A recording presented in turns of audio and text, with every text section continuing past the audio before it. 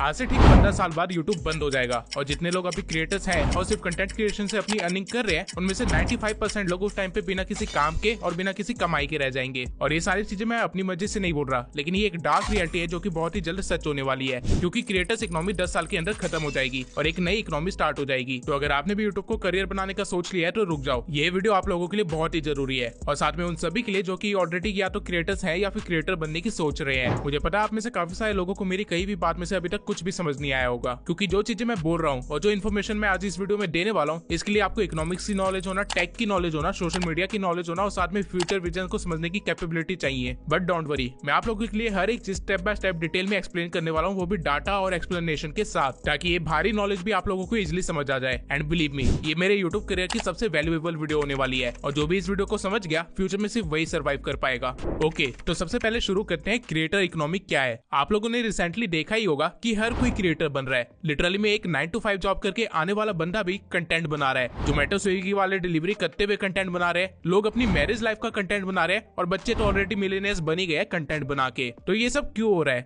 सबके हाथों में इंटरनेट अभी आया है इसलिए? ऐसा बिल्कुल भी नहीं है, बल्कि अभी की इकोनॉमी में बिना क्रिएटर बने आप सर्वाइव ही नहीं कर सकते। और इस मोमेंट पे क्रिएटर से मेरा मतलब इन्फ्लुएंसर बनना नहीं है। क्रिएटर का मतलब है कुछ भी क्रिएट करना। एक फ्रीलांसर भी एक क्रिएटर है, एक ब्लॉग राइटर भी एक क्रिएटर है और एक एडिटर भी क्रिएटर ही है। जो भी वेब 2 का इस्तेमाल करके कुछ प्रोड्यूस कर रहा है वो एक क्रिएटर है। अब ये वेब 2 क्या है ये मैं आपको आगे एक्सप्लेन करूंगा, लेकिन अभी के लिए आप ये स्टैट्स देखिए। जनवरी 2020 में क्रिएटर इकोनॉमी का साइज सिर्फ $104 बिलियन था और राइट नाउ क्रिएटर इकोनॉमी का साइज $200 बिलियन से भी ज्यादा हो चुका है। और 2030 तक यानी कि आने वाले 5 साल के अंदर ये इकोनॉमी $528 बिलियन की इकोनॉमी बनने वाली है। अब ये स्टैट्स देख के आपको लग रहा होगा कि ये तो अच्छी बात है, जितना ज्यादा इकोनॉमी बढ़ेगी उतना ज्यादा क्रिएटर्स अर्न करेंगे। बात आपकी बिल्कुल सही है, लेकिन जब भी इकोनॉमी ज्यादा ऊपर जाती है तो एक डिप जरूर आता है और ये डिप जरूरी होता है। जो भी लोग इकोनॉमी के स्टूडेंट्स हैं उन लोगों को ये बात अच्छे से समझ आ रही होगी, लेकिन ये डिप क्यों आएगा और कैसे आएगा और इसका क्या इम्पैक्ट होगा, ये समझने के लिए आपको पहले 3 फॉर्म्स ऑफ वेब को समझना पड़ेगा। कुछ सेकंड्स पहले ही मैंने वेब 2 का नाम लिया था, जैसे ये तो ऑब्वियस हो गया कि वेब 1 जैसा भी कुछ एग्जिस्ट करता है। तो मैं सबसे पहले वेब 1 से ही स्टार्ट करता हूँ।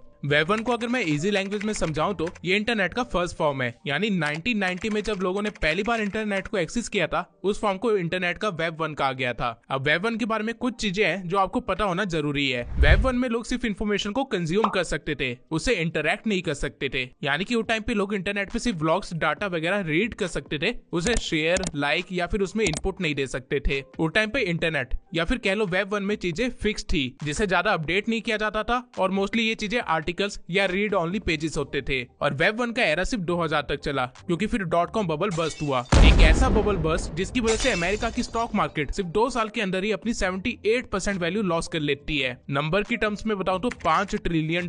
ये सब हुआ था क्योंकि वेब 1 नया नया था और बहुत सारे बिजनेसेस इंटरनेट के भरोसे पे खुल रहे थे और लोगों ने इसे ज्यादा ऑप्टिमिज्म के साथ देखा और एक अनरियलिस्टिक हाइप क्रिएट हो गई। इस टाइम पे classmates.com और लाइव जनरल जैसे सोशल मीडिया एग्जिस्ट करते थे जिसपे गिने चुने ही लोग थे। और जब मैं गिने चुने कह रहा हूँ तो मेरा मतलब लिटरली में गिने चुने ही है। लेकिन इंटरनेट में अपडेट आया 2004 में और वेब 2 की शुरुआत हुई। वेब 2 वेब 1 से अलग था। यहाँ पे आप सिर्फ इन्फॉर्मेशन को रीड नहीं कर सकते थे, बल्कि आप उसके साथ इंटरैक्ट भी कर सकते थे। यानी कि आप इन्फॉर्मेशन को शेयर कर सकते हो, उस पर कमेंट कर सकते हो, उसे लाइक कर सकते हो और बहुत कुछ। बेसिकली आप इंटरनेट पे अवेलेबल चीजों को सिर्फ कंज्यूम नहीं कर रहे हो, बल्कि उससे इंटरैक्ट भी कर रहे हो, उसे एक्सपीरियंस कर रहे हो। और वेब 2 में ही बनता है फेसबुक और यूट्यूब, जो कि आगे चल के क्रिएटर्स इकोनॉमी की शुरुआत करता है, क्योंकि अब लोग सिर्फ कंज्यूम नहीं करना चाहते थे, वो क्रिएट करना चाहते थे। जो भी वो देख रहे हैं या फिर जो भी वो हमेशा से करना चाहते थे उसे वो क्रिएट करना स्टार्ट कर देते हैं। वेब 2 राइट नाउ अपने पीक पे चल रहा है और इस फॉर्म ऑफ इंटरनेट ने वो अचीव कर लिया जिसके लिए बनाया गया था, सभी लोगों को क्रिएटर बनाना। राइट नाउ हम वेब 2 को उसके पीक पे एक्सपीरियंस कर रहे हैं, इसलिए हमें लग रहा है कि हर कोई क्रिएटर ही बनता जा रहा है, जो कि सच भी है और ये होना पहले से ही तय था। लेकिन जिस तरह ये कंफर्म था कि एक दिन सभी लोग क्रिएटर ही बन जाएंगे, उसी तरह ये भी कंफर्म है कि एक दिन ऐसा आएगा जब सारे क्रिएटर्स अपने करियर को नहीं बचा पाएंगे एंड टाइम के साथ रेस हार जाएंगे।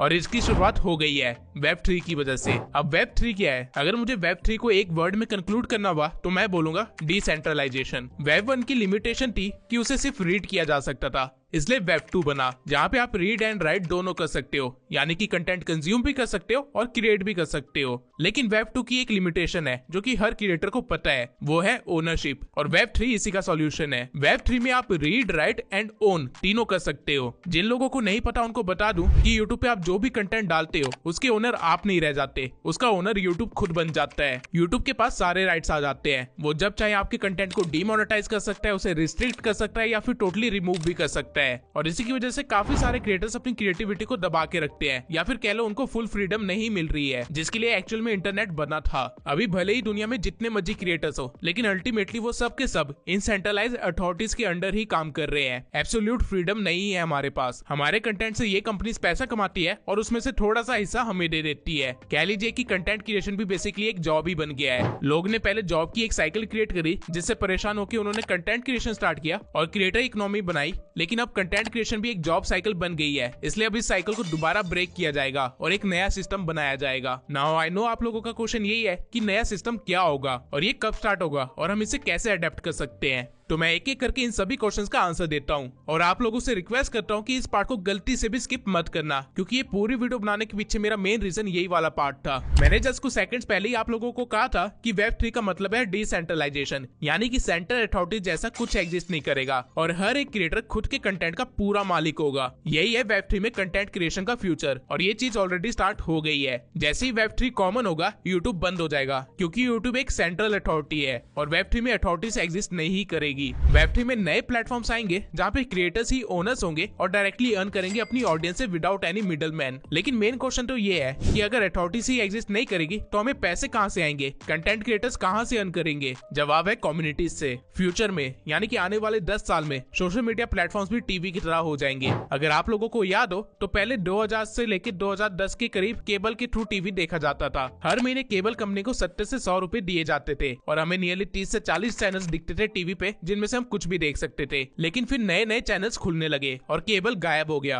और डीटीएच सर्विस आई, जहाँ पे लोग सिर्फ अपने फेवरेट चैनल देखने के लिए पैसे देते थे। फालतू के चैनल्स की जो पैसे हुआ करते थे वो हम नहीं देते थे। लेकिन इसमें भी एक लिमिटेशन थी कि हमें देखना वही पड़ता था जो चैनल पे आ रहा है, इसलिए ओटीटी का राइज हुआ और अब लोग टीवी में अपनी मर्जी का कंटेंट पैसा दे के देखते हैं। बिल्कुल इसी तरह यूट्यूब भी अभी एक फ्री का केबल है, जहाँ पे अभी जितने भी चैनल्स हैं उन सबको आप देख सकते हो अपनी मर्जी के अकॉर्डिंग। लेकिन वेब 3 में यानी आने वाले 5 साल के बाद क्रिएटर्स अपने कंटेंट को सिर्फ अपने पेड कम्युनिटीज में ही शेयर करेंगे, और क्योंकि आपको उसका कंटेंट देखना होगा तो आप उस क्रिएटर को पे करोगे, जिससे कि क्रिएटर डायरेक्टली अपनी ऑडियंस से पैसे कमाएगा और बीच में यूट्यूब जैसी अथॉरिटी पैसे नहीं खा पाएगी। लेकिन ये सब होगा कहाँ पे? ये सब होगा ब्लॉकचेन टेक्नोलॉजी में। ब्लॉकचेन, क्रिप्टो, ये सब वेब 3 का ही हिस्सा है। और अब आपको रियलाइज हो गया होगा कि मैं जो बातें बोल रहा हूँ वो 100 साल बाद की बातें नहीं है, बल्कि राइट नाउ प्रेजेंट में ये सब हो रहा है और धीरे धीरे सब फ्यूचर की तरफ ही जा रहे हैं, बस हमें पता नहीं लग रहा है। एंड आई नो आप लोग मेरी बातें सुन के अभी तक पूरा कंफ्यूज हो चुके होंगे, क्योंकि अभी तक मैंने जितनी भी इन्फॉर्मेशन दी है ये आज से 3 साल बाद लोगों को रियलाइज होने वाली है। लेकिन मैंने अभी भी आप लोगों को सब कुछ नहीं बताया, इसलिए आप कंफ्यूज हो रहे हैं। एक बार आप कंटेंट क्रिएशन और मोनेटाइजेशन के पूरे प्रोसेस को समझ गए वेब 3 के अंदर, तो आपकी 90% कंफ्यूजन दूर हो जाएगी। इसलिए बस थोड़ी देर मुझे और ध्यान से सुन लीजिए। मैं आपको पूरा सिस्टम समझाता हूँ कि फ्यूचर के कंटेंट क्रिएटर्स का करियर कैसा दिखने वाला है। सबसे पहले तो जैसे जैसे क्रिएटर्स को पता चलेगा कि अब डिसेंट्रलाइज सोशल मीडिया एग्जिस्ट कर रही है, वो धीरे धीरे यूट्यूब छोड़ने लगेंगे ज्यादा अर्निंग के लिए। ये प्लेटफॉर्म्स मस्टर्डन या लेंस प्रोटोकॉल जैसी साइट्स हो सकती है, जो कि अभी भी एग्जिस्ट करती है और ब्लॉकचेन बेस्ड सोशल मीडिया है। अब जहाँ पे क्रिएटर्स जाएंगे ऑडियंस भी वहीं जाएगी, और इस बार ऑडियंस के डाटा का ओनर यूट्यूब नहीं होगा बल्कि क्रिएटर खुद होगा। उसके पास उन सभी लोगों का डाटा होगा जो उसे देख रहे हैं। अब इस केस में क्रिएटर अपने डाटा को मोनेटाइज भी कर सकता है अगर वो चाहे तो। फॉर एग्जांपल क्रिएटर अपने डाटा के लिए किसी ब्रांड को चार्ज कर सकता है, जिन भी ब्रांड्स को डाटा की रिक्वायरमेंट होगी, क्योंकि ब्रांड्स को भी एड तो रन करनी है। और अब ब्रांड्स भी यूट्यूब या गूगल से डाटा एनालाइज करवाने की जगह खुद से एनालाइज करना पसंद करेंगे, क्योंकि अगर ब्रांड्स के पास ज्यादा पर्सनलाइज्ड डाटा हुआ तो उनकी मार्केटिंग कैंपेन ज्यादा टर्नओवर ला सकती है। वेब 3 के प्लेटफॉर्म्स जिसपे कंटेंट डलेगा वो आपको टोकन्स या क्रिप्टो दिया करेंगे उनके प्लेटफॉर्म को चलाने के लिए, या फिर उस पर कंटेंट डालने के लिए, या फिर जब भी आप उसके प्लेटफॉर्म पे एंगेज करोगे उस चीज के लिए भी। स्टीमिट एक ऐसा ही प्लेटफॉर्म है जो कि उस पे कंटेंट डालने के लिए आपको टोकन्स देता है, बेसिकली क्रिप्टो। एंड वेब 3 में क्रिएटर्स को पता होगा कि उनको किसी स्पेसिफिक नीश में ही वर्क करना है, इसलिए उनकी जो भी कम्युनिटीज बनेगी या फिर जो भी लोग उन क्रिएटर्स को देखेंगे वो एक नीश ड्रिवन कम्युनिटी होगी और आपकी ऑडियंस भी आपको टोकन्स ट्रांसफर करेगी आपकी कम्युनिटी में ऐड होने के लिए या फिर बने रहने के लिए। ये काइंड ऑफ एक सब्सक्रिप्शन बेस्ड चीज हो जाएगी। ऑडियंस को प्लेटफॉर्म की तरफ से एंगेजमेंट टोकन्स मिला करेंगे जो कि वो यूज कर सकते हैं। जब भी ऑडियंस को कोई कंटेंट या कम्युनिटी पसंद आएगी तो वो टोकन्स को ट्रांसफर किया करेंगे क्रिएटर को और उन क्रिएटर्स को वो अपवोट किया करेंगे, जिससे बाकी लोगों को भी पता चलेगा कि ये कम्युनिटी अच्छी है और यहाँ की क्रिएटर्स अच्छे हैं और ऐसे ही धीरे धीरे उस क्रिएटर की कम्युनिटी ग्रो होगी। क्रिएटर इवन अपने कम्युनिटी के छोटे छोटे शेयर्स भी सेल कर सकता है, जिससे जब भी उसकी कम्युनिटी बढ़ेगी तो उसको भी प्रॉफिट होगा और साथ में शेयर होल्डर्स को भी। पेट्रॉन जैसी साइट्स का भी वेब3 का एक वर्जन बनेगा जहाँ पे आपके कम्युनिटी के बिगेस्ट फैंस या कह लीजिए मोस्ट इंपोर्टेंट लोग आपके थ्रू रिवॉर्ड ले सकेंगे और रिवॉर्ड में आप कुछ भी दे सकते हैं, अपने कम्युनिटी के शेयर्स भी दे सकते हैं या फिर कोई स्पेशल कंटेंट या फिर कोई एक्सक्लूसिव मेंबर का कार्ड, कुछ भी। क्रिएटर्स का अपनी ऑडियंस के साथ उन कम्युनिटीज में वर्चुअल मीटअप्स वगैरह भी होगा मेटावर्स की वजह से। वेब3 में एक टोटली आर्टिफिशियल दुनिया एग्जिस्ट करेगी जिसमें हर इंसान के पास खुद का अवतार होगा और लोग अवतार के थ्रू वर्चुअल मीटअप्स किया करेंगे। एंड वर्चुअल मीटअप्स में पार्ट लेने के लिए टिकट्स नहीं लगेंगी बल्कि आपको एनएफटी लगेंगे। क्रिएटर्स खुद के एनएफटी बना के उनको सेल कर पाएंगे और क्रिएटर की वैल्यू से डिसाइड होगा कि उनके एनएफटी का क्या प्राइस होगा और जिन भी ऑडियंस को वो एनएफटी मिला करेंगे उससे वो रीसेल भी कर सकते हैं, ट्रेड भी कर सकते हैं, यानी कि लेन देन चलता रहेगा। ये होने वाली है फ्यूचर कंटेंट क्रिएटर्स की लाइफ। इस तरह फ्यूचर कंटेंट क्रिएटर्स अपने कंटेंट को शेयर करके अर्न करने वाले हैं। एंड आई गेस अभी तक आप समझ गए होंगे कि एक बार वेब3 आ जाए तो क्रिएटर के पास कितने ज्यादा सोर्सेस होंगे अर्निंग के। उनको सिर्फ एड्स के भरोसे नहीं बैठना पड़ेगा बल्कि ऑडियंस और क्रिएटर आपस में मिलकर एक दूसरे को ग्रो करवा सकेंगे और वेब3 में ऑडियंस भी अर्न करेगी क्रिएटर्स के ग्रो होने पे या फिर उनकी कम्युनिटी में ऐड होने के बाद। और यही वो इन्फॉर्मेशन थी जो मैं आप लोगों के साथ शेयर करना चाहता था। फ्यूचर में सब्सक्राइबर्स या फॉलोअर्स की कोई वैल्यू नहीं रह जाएगी, वैल्यू होगी तो सिर्फ कम्युनिटी की। कम्युनिटी एक ऐसी ऑडियंस की जो कि पे कर सकते हैं, आपको देखना चाहते हैं और आपको आगे ले जाने में आपकी हेल्प कर सकते हैं। अब आप में से काफी सारे लोग कहेंगे कि मैंने इतनी बड़ी बड़ी बातें कर दी है लेकिन ऐसा होगा इसका क्या कंफर्मेशन है और हम क्यों माने कि ये सब इतनी जल्दी होने वाला है। वेल आपके इस डाउट को भी मैं अभी सॉल्व कर देता हूँ। अगर आप लोगों ने ध्यान दिया होगा तो रिसेंटली हर एक सोशल मीडिया प्लेटफॉर्म ने कम्युनिटी का एक फीचर निकाला है, लेकिन आप लोगों ने सोचा कि क्यों।